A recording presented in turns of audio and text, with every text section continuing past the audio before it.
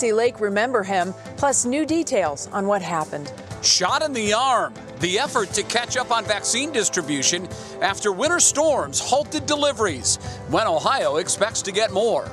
Plus, you will be vaccinated before you know it. Our senior health correspondent Monica Robbins talks exclusively to the top 3 medical CEOs in Northeast Ohio, their outlook on getting Ohioans vaccinated, and what our future looks like. Market makeover.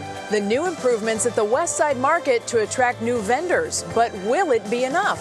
I have definitely changed the way I dress. In fact, I think I've gotten a lot lazier. Work from home fashion. Why wearing comfy clothes might be impacting your productivity. Plus, Governor Mike DeWine expected to announce later this week his plan for allowing fans into Indians home games. Here's a hint. It's pretty good news. What's new starts now. And now, live from WKYC Studios, this is What's New. And hello again, everybody. Welcome to another edition of What's New. I hope you had a great weekend. Very good Monday to you. Welcome into the program alongside Betsy Kling. I'm Jay Crawford. Betsy, a very good Monday afternoon to you. How was your weekend? Good? And you too. Yeah, it was pretty good. Awesome. We didn't get tons done. Got to go sledding a little bit and enjoy the day on Saturday and hang out with the folks on Sunday. So it was pretty ho-hum. Did you have a good weekend too? I did. Listen, ho-hum these days, that's a success, right? I mean, everybody's safe. Mm-hmm. Very I love good. that. Well, we are going to get started tonight with a little bit of a scary reminder to be careful out on the ice. He had a great smile, and he was just, he was just always happy, never disappointed. So seeing him down there is what made it as difficult as it did, knowing that it was him. Friends of Sebastian Spencer, remember the joy he brought to so many people. Spencer died early yesterday morning. He was riding an ATV on the West Reservoir in Portage Lakes when he collided with the driver of a snowmobile. Will Ewick joins us live there now. Will, just a terrible, terrible tragedy. Yeah, a tragic moment down here for Portage Lake community. Jay, they're all taking it pretty hard all morning. You could see behind me here, they had a vigil yesterday out where those buckets are. They gathered to kind of remember and talk about what's going on, but they're also now coming together to try to help out the families of the 2 men involved. The family of Fred Klemp tell me that he was the one on the snowmobile, the 33-year-old that collided with the ATV driven by 20-year-old Sebastian Spencer. That was early on Sunday morning, just after 2 a.m. Police still investigating. They say, though, speed was definitely a factor in the crash that took Spencer's life and has Klemp currently battling in the ICU. Now, there's been several GoFundMes that have been set up to help out the families, but also a couple of restaurants getting involved here. There's a dinner at Manchester Tavern on Saturday. The proceeds there benefiting Klemp's family to help out with medical bills. And then here at Pix, where we're at right now, they're donating every check Wednesday evening to help out the funeral of Sebastian Spencer, who used to be an employee here, and they all knew very well. Our goal is to raise as much money as possible, so we are asking people to please just come in, eat, and it sounds horrible, but leave, so that we can get another table in here and we can just raise as much money as possible. We talk about everybody getting involved. Even the employees here are donating their time Wednesday to help out with that, to make sure that they can get as much money as they can, because they're looking, Jay, to get enough to pay for the funeral. But if they surpass the funeral, they want to set up a college fund for Sebastian's 2-month-old boy. He just had a baby in December. Very tragic story down here in Portage Lakes today. Tragic indeed. Will Ewick live with us tonight on What's New. Will, thank you. Well, first up on your feed at 5, the COVID vaccine rollout. Today, Ohio Governor Mike DeWine urged health departments and pharmacies to catch up after last week's winter storms caused the shipment delays and appointment cancellations. This has been a source of frustration for a lot of folks. Health departments in Summit, Lorain, and Geauga counties now tell us they've already received their latest shipments. Meanwhile, now that there is more supply coming in, Ohio Governor Mike DeWine is asking providers to add appointments to their schedules to make up for the slowdown.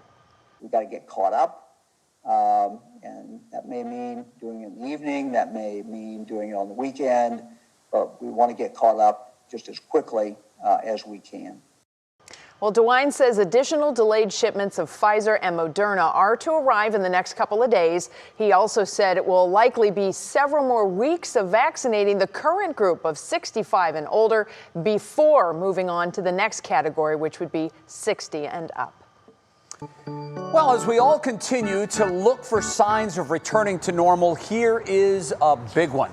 Governor Mike DeWine expected to announce Thursday what his guidelines for attendance at Progressive Field will be for upcoming Indians home games. Although he made no official declaration today, he did reveal he expects teams across the state to allow up to 30% of seating capacity. And for the Indians, that would mean 10,500 fans would be allowed at each Indians home game. So, Betsy, did a little quick math, not counting last year, obviously no fans at the games last year. The 3 previous seasons, the Indians averaged 23,500 fans per home game. That's, again, back 3 years.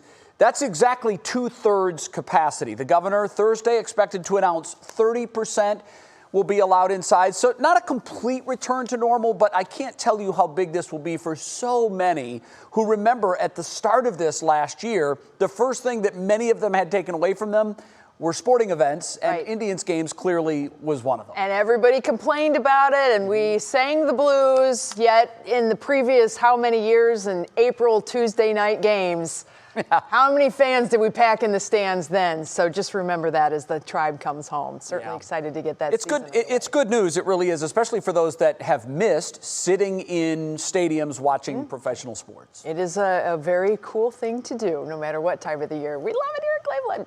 All right, well, speaking of some good news, hopefully, changes are coming to the West Side Market designed to fix some of the problems that vendors have been complaining about for years.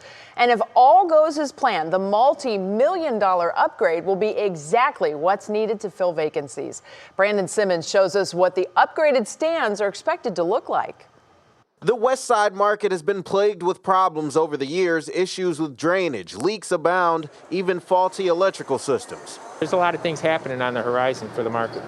Through it all, Don Whitaker remains optimistic when it comes to the future. He's been a vendor here for the past 30 years as owner of D.W. Whitaker Meats, but he admits the market has seen its fair share of decline in recent years.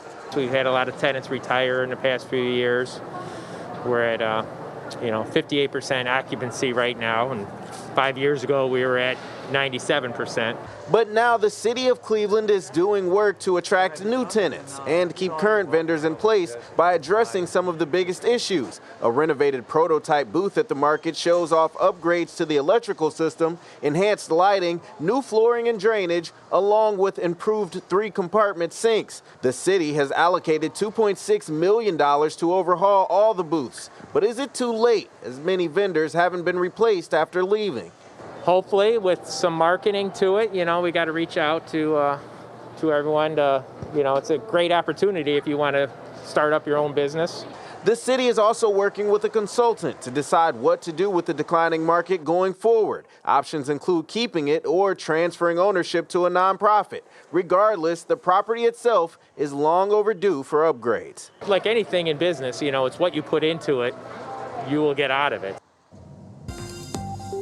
Now, these booth upgrades are just a portion of what's to come. The city is planning to invest more than $5 million total at the market this year. Aside from the booths, they're looking at more electrical upgrades to be done, a new meat prep room to be built, and nearly $2 million, Betsy, will be spent to repair the clock tower that we all know.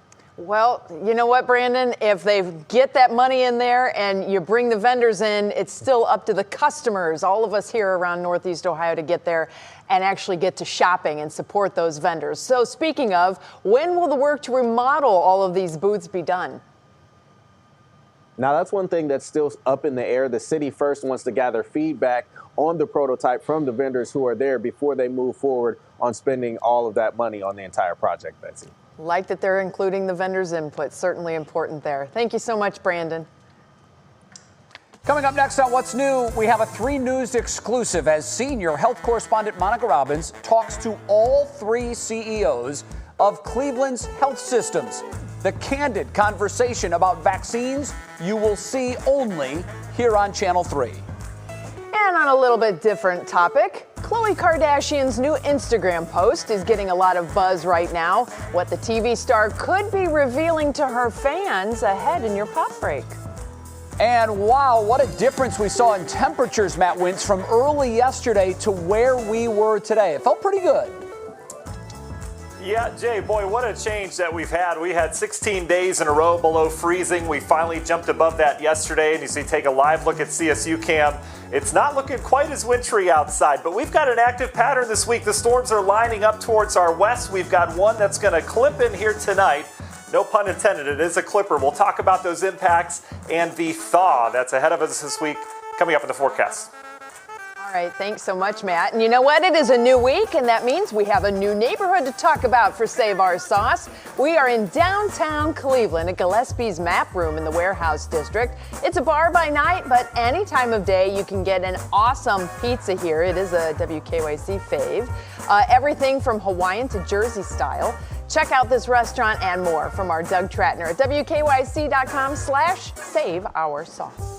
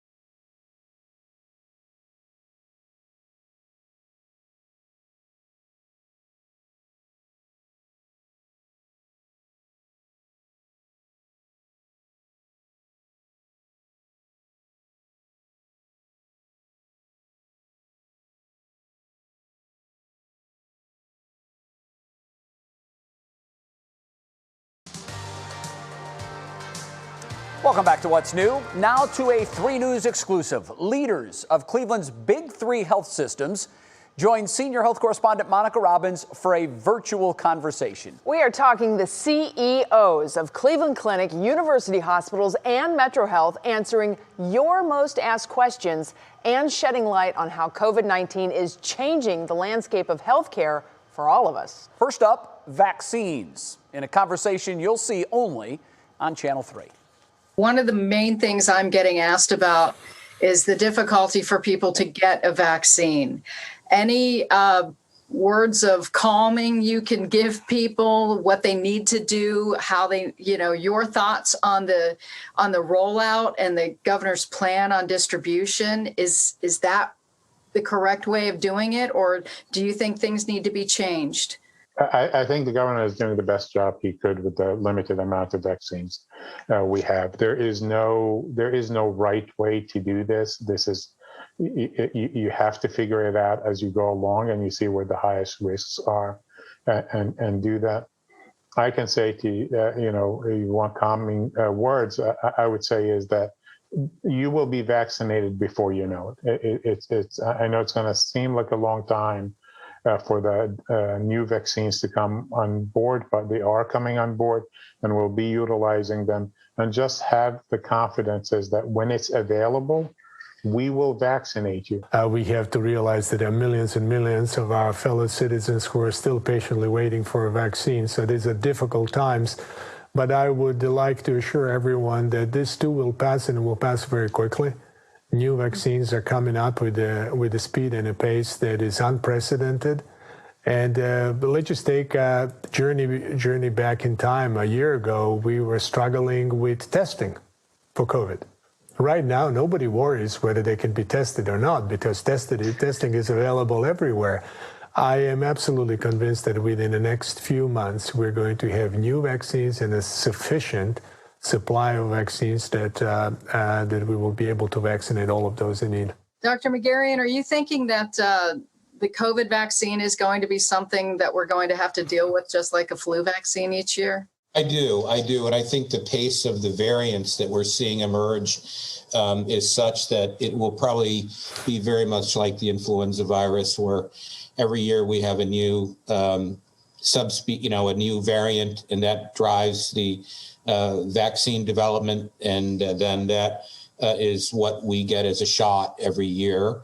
And I absolutely believe that we probably will get to the point where we'll get, if you will, a cocktail theoretically every year, both the latest COVID vaccine as well as the latest influenza vaccine, and I think it'll be part of our world.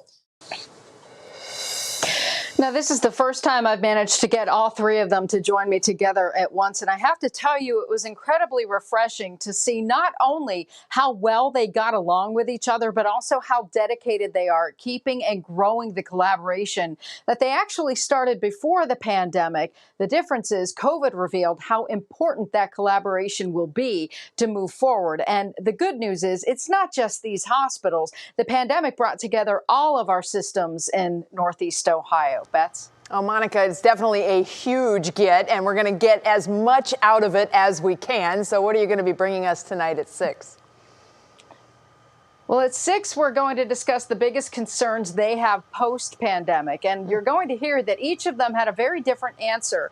And their insight is going to impact nearly all of us. And to see more of my hour-long video, you can go to wkyc.com/coronavirus. And we're going to be posting it everywhere, like you said, in every newscast tonight. And I have some pieces behind I'm going to be saving for later. It's definitely good stuff. And it's nice to hear everybody's on the same page. And patience, hopefully, is going to pay off. All right, Monica, thank you so much for that. All right, it's good to see that the temperatures are warming up. Yesterday was bitter cold early in the morning, but, back to normal, I would think, or at least close to it anyhow. Matt, I hope it continues. And your weather word for today, just because I want to hear it talked about, is bloom. It makes me feel good. It makes me feel like we're close. Good luck. If someone says bloom, we're close. Yeah. Yeah. That's right.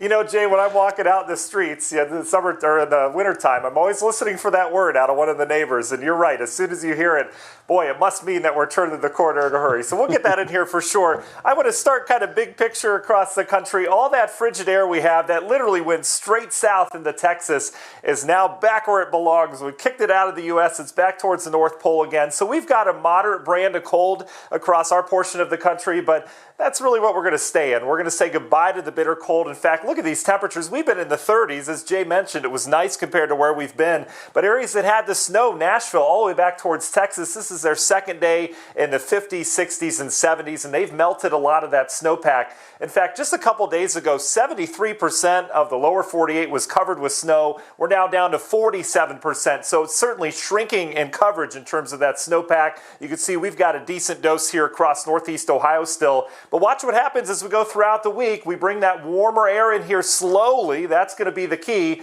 And we should melt most of our snow as we get into the weekend and early next week, exception being out in the snow belt. So one of the questions that I've heard a lot outside is how much water is in that snow. It's just waiting to fall on the ground. It's like rainfall waiting to fall. So the liquid water equivalent there is anywhere from about a 1/4 inch outside of the snow belt. So down Tuscarawas County areas of near Canton, out in the snow belt, we're talking almost 3 inches of snow. So if we can melt this slowly, we will avoid the flooding situations that we often have in the springtime. Here goes the system, though, that laid down a little bit of fresh snow. We had a trace to 1/2 inch out east this morning, kind of sloppy in the rush hour. We had some rain mixing in. That's long gone, but out towards our north and the west, we've got several systems lining up. Clipper number 1 will move in tonight. Clipper number 2 will move in as we get in the latter half of the week. Neither of these are going to pose much of a problem. So overnight tonight, your National Design Mart hour-by-hour forecast. Notice we're dry to start tonight, but here you go. On the radar, we'll see that snow bloom in coverage as we get towards the daybreak hours. And you can see as we get into the morning, most of that snow is mainly out east of Cleveland. Maybe a coating to an inch, not a big deal with that. That's out of here. We spend much of our Tuesday with clearing skies. They'll clear slowly, but we should see a nice sunset tomorrow afternoon and evening. And then Wednesday looks like another quiet day around here with perhaps some showers moving in with that second clipper you saw. Union Home Mortgage 7-day forecast. Look at the warm-up as we get out ahead of our next system on Wednesday. Again, some scattered showers around on Wednesday as well. Thursday, Friday look great. I think we get some sunshine. It will be on the chillier side. And then for the weekend, we bring in another system that will warm us up into the 40s. That will come with a little bit of rain, but it's certainly nice to be talking about rain chances versus snowfall chances that we've really been stuck on for much of the month of February. It definitely is. And, you know, when we don't have heavy rain coming with the melt, that helps to slow things down a little bit. So it really pulls back on the flooding threat. But we're keeping an eye on that, too, because of all the ice on the rivers and the lakes. So thank you so much, Matt. Appreciate that. We'll see you again in about, half hour or so. Coming up for the rest of us here on What's New, new additions for some big celebrities, the 3 stars with baby news, next up in our pop break. Then how some students and school staff are having fun while learning and helping those in need. This is a really cool story. This cereal box domino effect is coming up in our Worth the Watch. The video is so cute.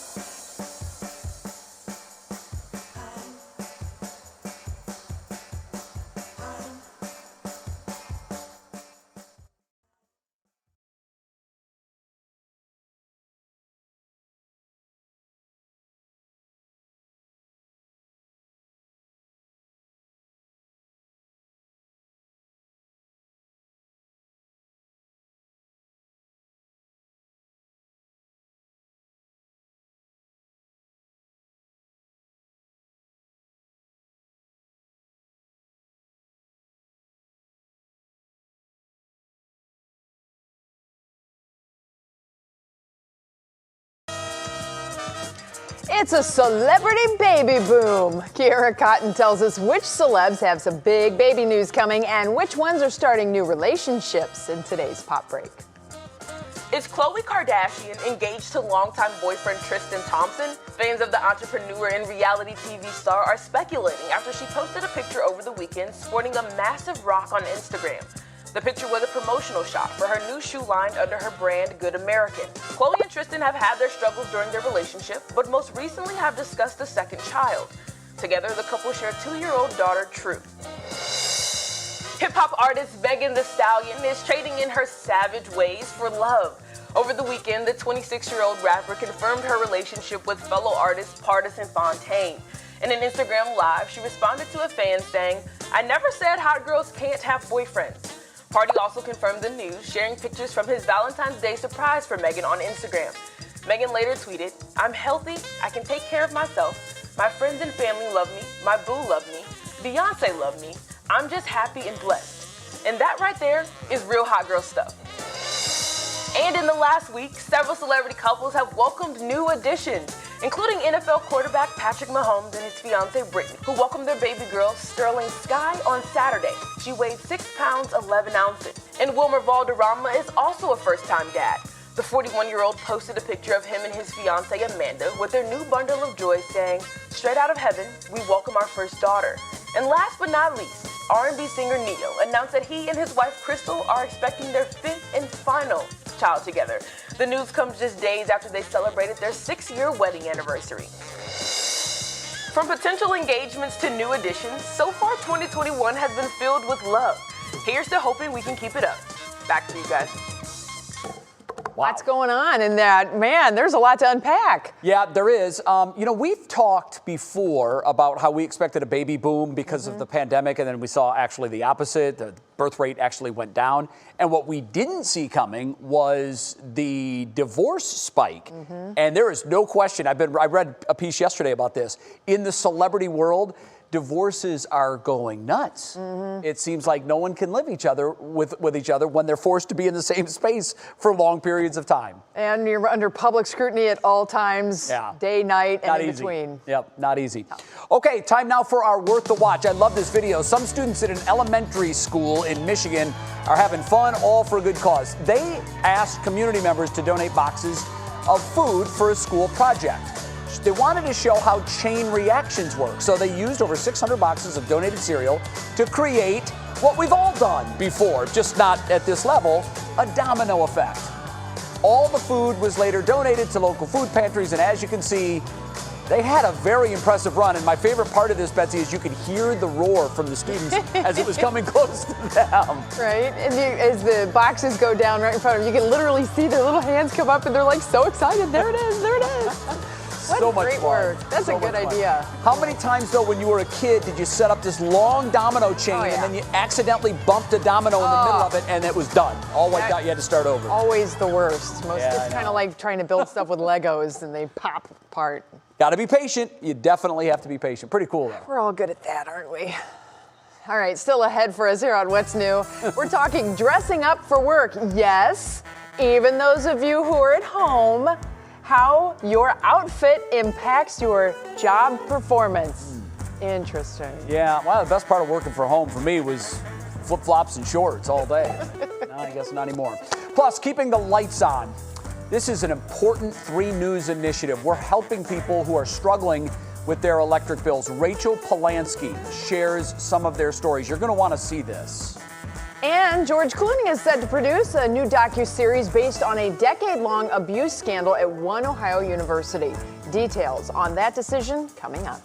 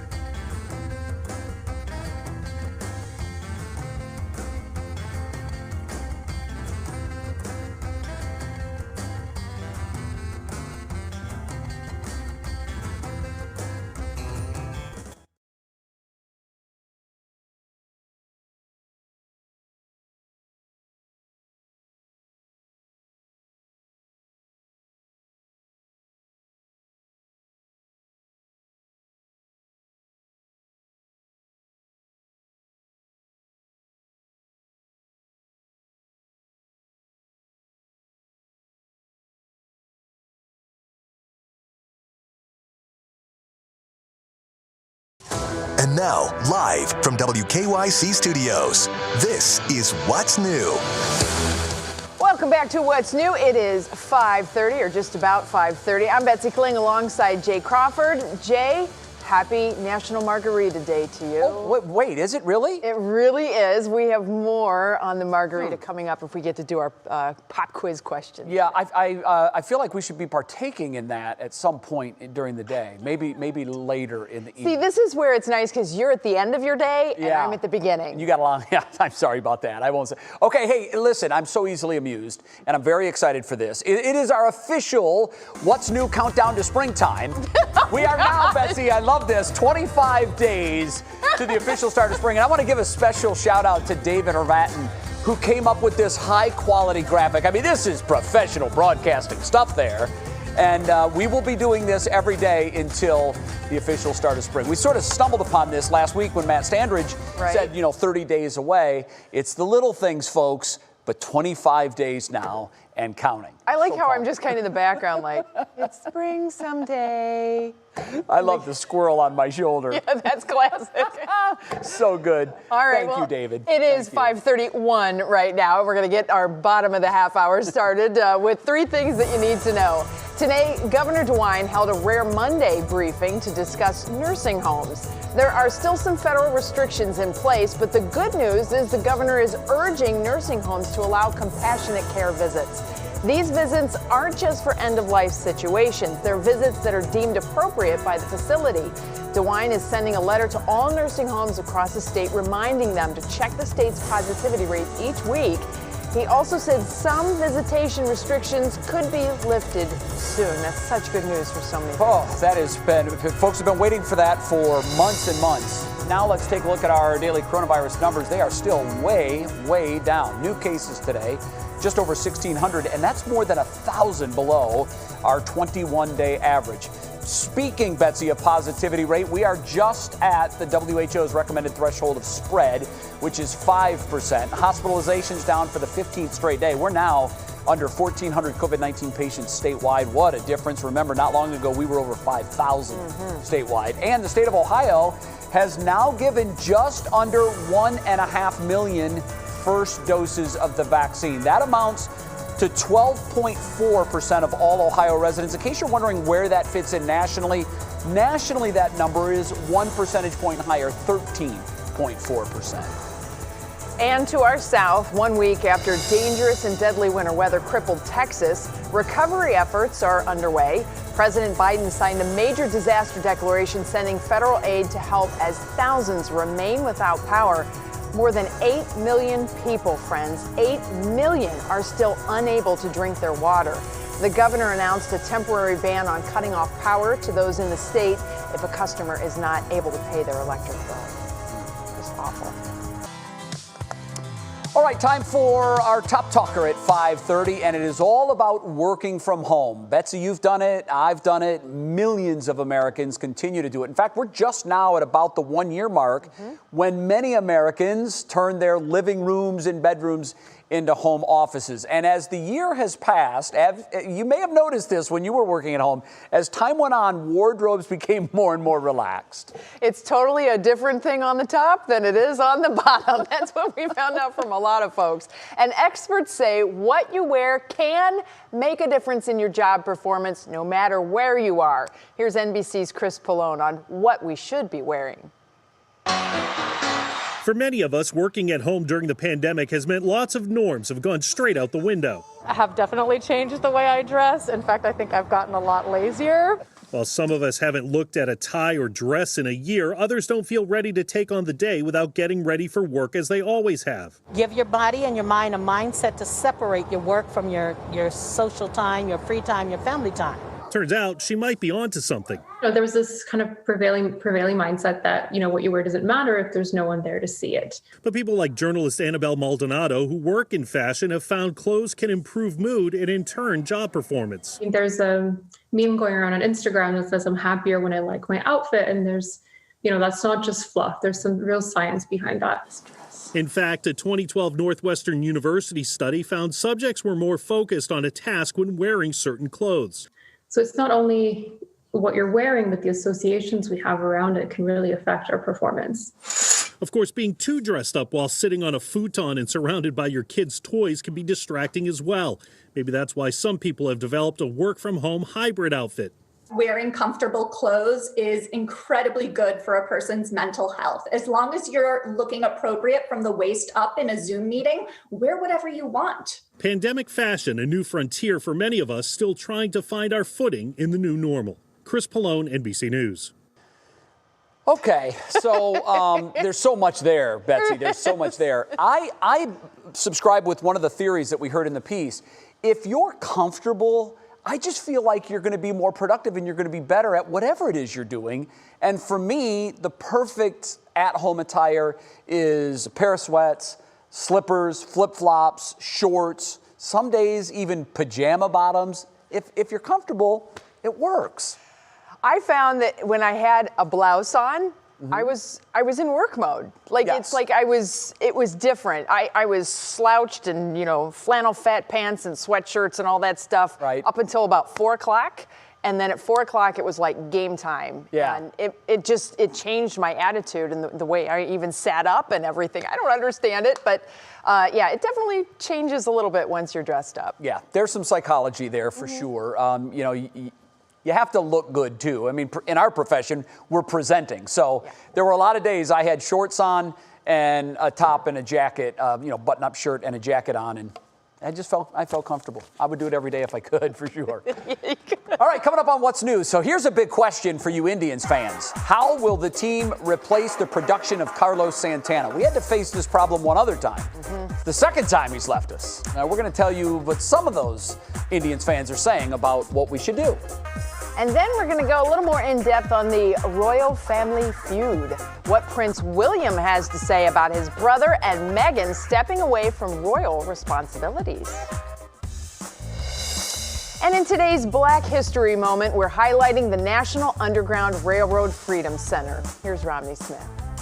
The National Underground Railroad Freedom Center opened in 2004 in Cincinnati, Ohio. It highlights the road and efforts of enslaved people and those helping them to reach freedom from our past up to the present day to raise awareness of human trafficking.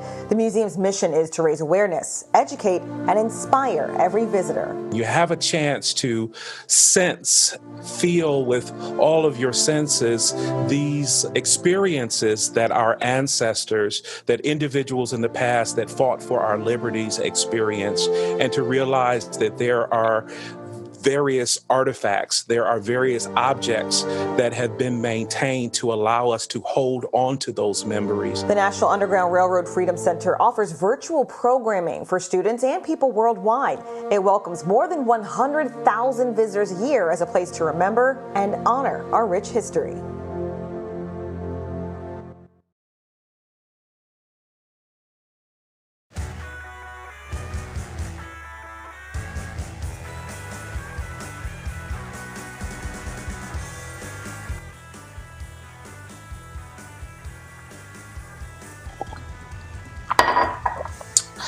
Hello. We're talking about the Russo brothers today and all of their past Cleveland projects and some great behind-the-scenes stuff. Good? Yep, I do. All right, great.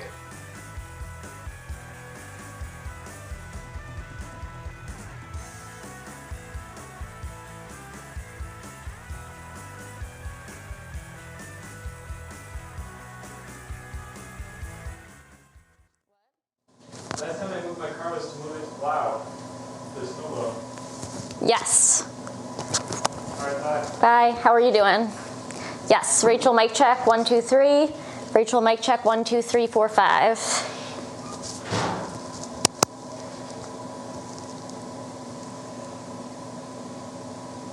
One, 2, 3, 4, 5, 6, 7.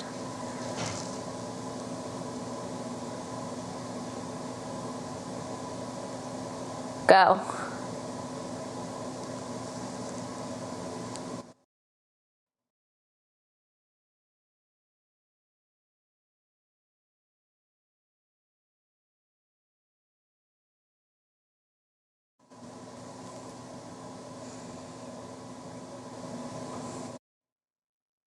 Yeah, Al, you got me okay?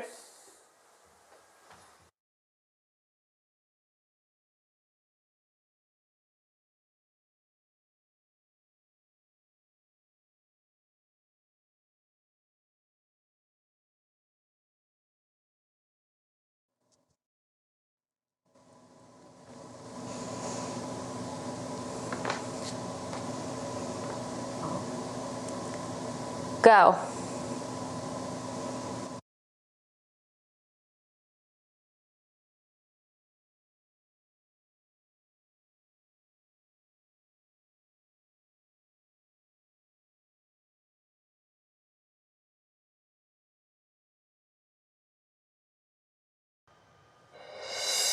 Welcome back to What's New. Check out this creative snow sculpture. Time went into this. According to the Ohio State Highway Patrol's Facebook page, Greg Sherman created a highway patrol cruiser and trooper with his speed gun, and he did it all out of snow. I love it. Troopers from the Fremont Post stopped by to check on the new trooper out on State Route 19, which is near Green Springs. I don't know, Betsy, that that's going to fool anybody, but I think it's pretty cool. It's super cute. If nothing, maybe they'll slow down a little bit, just take a peek at it as they're that's a good point. Zipping on by, most certainly. Yeah, we still have some decent snow out there. Now that the snow is starting to melt a little bit, maybe you can pack it up, get those snow sculptures in, but it doesn't look like anything you make is going to be lasting very long. Matt Wentz has been talking about some warmer temperatures coming in. Yeah, absolutely. Betsy and Jay, I'm a little worried about that snow sculpture once it starts to melt. If there might be an accident report or something once it starts to look a little bit frumpy, we'll have to keep an eye on it. But certainly creative. I feel very insufficient with the little snow sculpture we created out back, which was called a mound of snow. So very creative minds out there, as we've seen over the weekend as well. Temperatures right now right near the freezing mark. Boy, it's been 16 days since we got here until yesterday, and now we're at our second day above freezing. The clouds hanging on, but it's nice to see clear highways and byways out there. ODOT's been working overtime here over the last couple of weeks. Winds have been pretty gusty. If you joined me last night, we were talking about how those winds would really peak last night about 4 or 5 o'clock in the morning.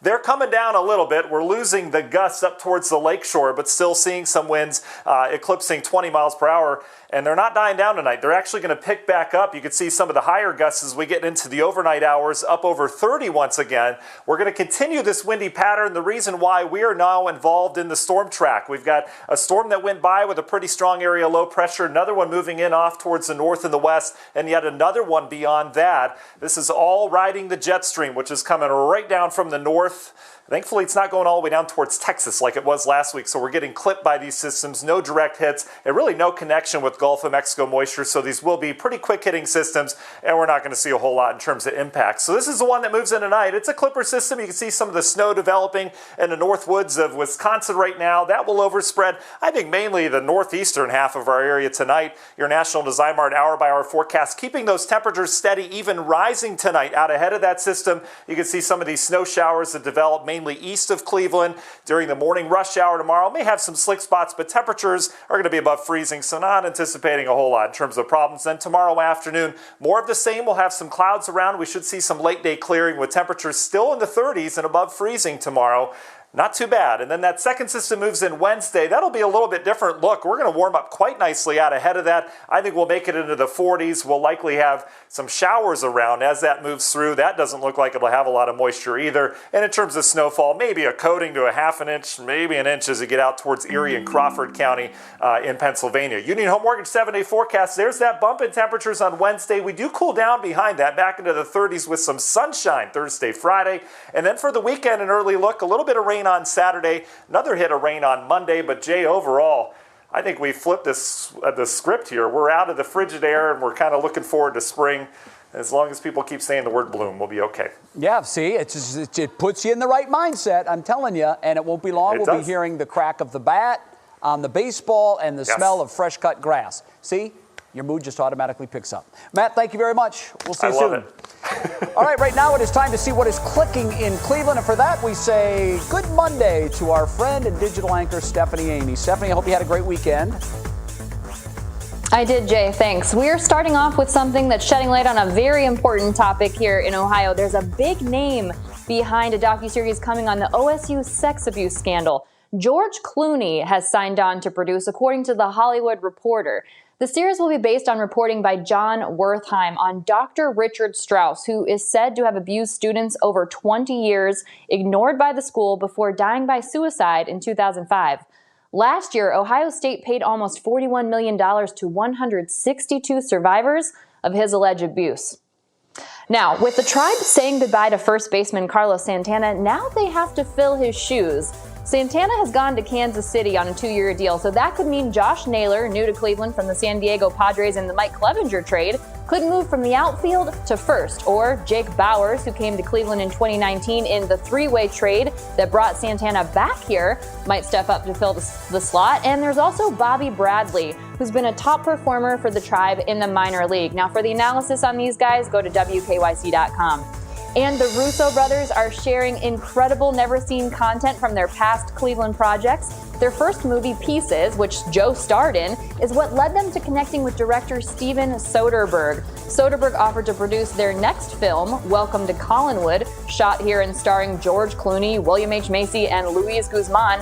And from there, they eventually shot Captain America: The Winter Soldier in Cleveland, where they snuck in quite a few Russo friends and family cameos. And now here we are at Cherry, premiering in theaters Friday. There's a great write-up on WKYC.com with tons of backstory on this, Jay and Betsy. Also, this very cool fact, they shot a lot of the Cherry scenes at places very personal to them, including where Joe used to teach and where their dad went to high school. Very cool. I love those guys. Yeah, I can't wait to see it. It's going to be great. Stephanie, thank you. We appreciate it. Lots of great Easter eggs. Thanks, Steph. Well, now to another story. A family feud of kind seems to be brewing within the Britain's royal family. The Sunday Times reported that sources close to Prince William claim he's upset with his brother and Meghan for stepping away from their royal responsibilities. Sources told the paper Prince William called it insulting and disrespectful to the Queen. Prince Harry and Meghan responded saying regardless of their official roles, everyone can live a life of service, saying, quote, service is universal. Now, the couple is still committed to the Invictus Games. That's an adaptive multi-sport event that Prince Harry founded. Always very interesting. You know, when they stepped back, that was a really big story that blew up, of course, around the globe. And then the move to the States and Canada and the whole thing going down. And a lot of people wondered exactly what their role was going to be anymore. And it sounds to me, by most accounts, that they're doing it pretty successfully. Yeah, they've signed some mega deals with some content producers. I've said this to you before. I'm just fascinated at the amount of interest in the royal family. Yeah. I'm fascinated by it. Put a diamond tiara on and people are going to pay attention. I guess. The way it goes. All right, up next, the pandemic is forcing many Americans to choose what bills to pay. 3 News is so proud to be spearheading a campaign to help Ohioans keep their lights on during these hard times. How you can help or get the help that you need. That is very important work. Then, you don't see this every day. Look at this house, Bets. It is moving down the middle of the street. The oh-so-slow journey to its new home is ahead in Show Us Something Good. That's crazy. And it's National Margarita Day, as we said. So our pop quiz question is, what year was the original margarita invented? 1948, 1956, or 1964? We'll have the answer on the other side of the break.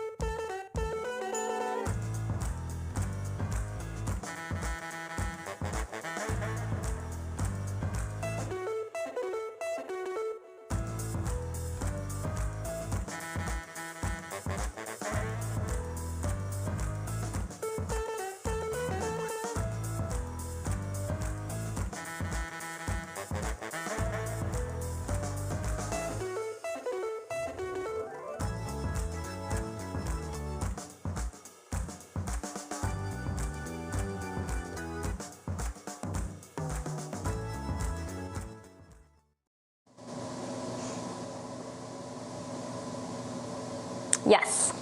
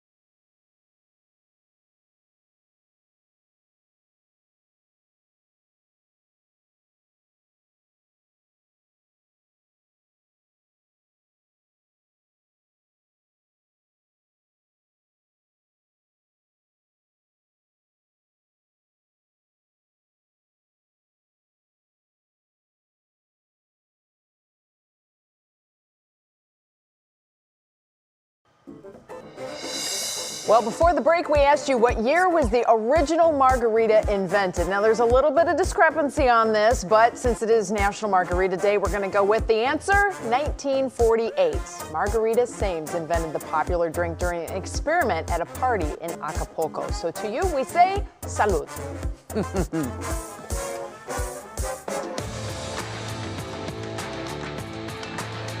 Last week, our nation saw the harsh impact of weather when millions of Texans were cut off from the electrical grid. Closer to home, it's a deadly threat as well as our most vulnerable neighbors cope with mounting utility bills. And it's exactly why 3 News is launching our Keep the Lights On campaign today.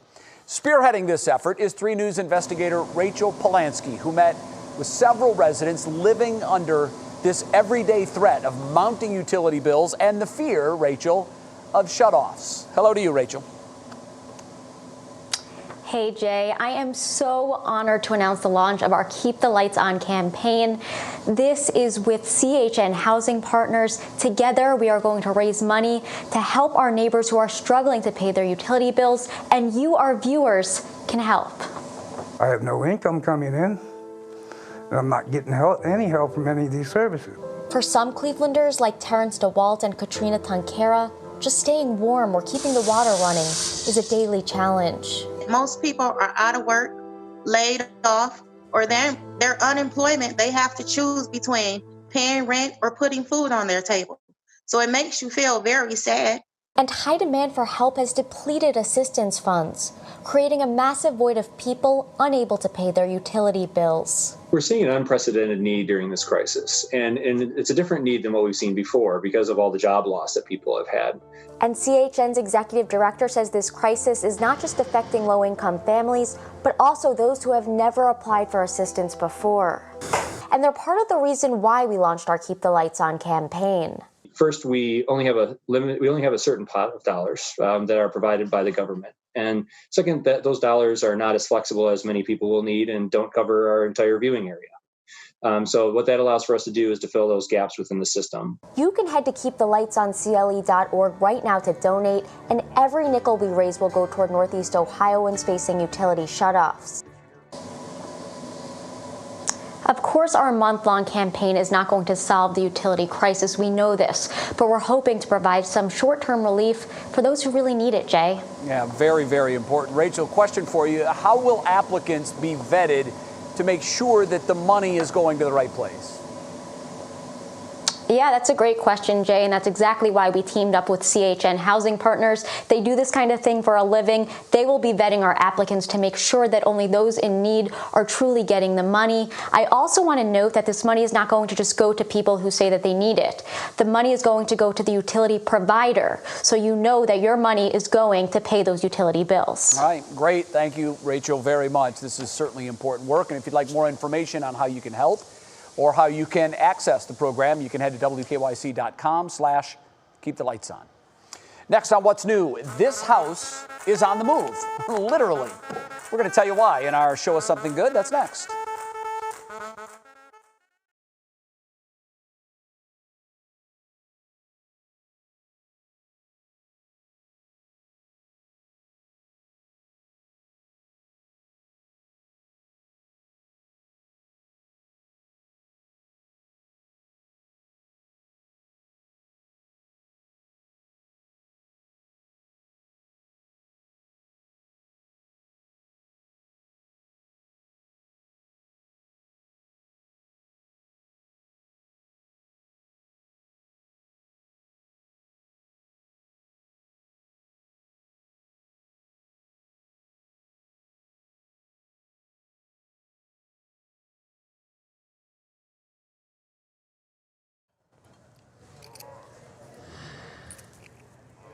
Hey, mic check. 1, 2, 3. Mic check. Laura Queso's mic. This is so cool. A 140-year-old Victorian home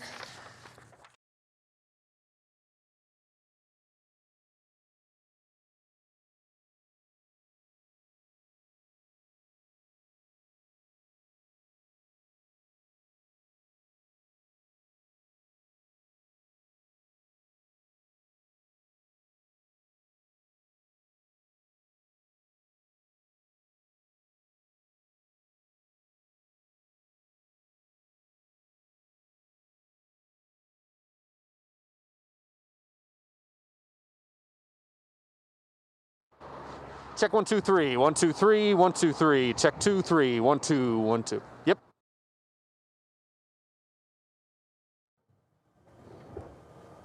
Hi, Al. Testing 1, 2, 3, 4. 1, 2, 3, 4, 5, 6, 7.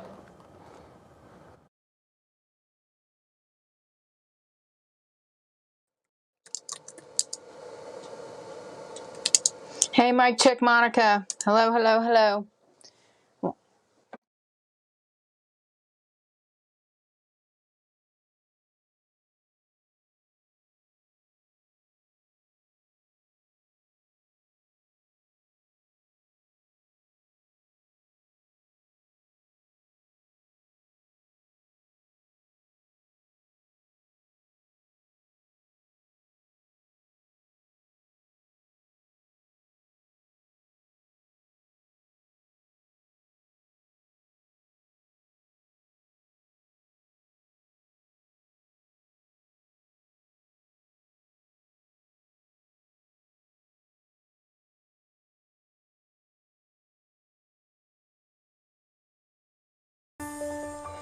It is that time of the show again, time for Show Us Something Good.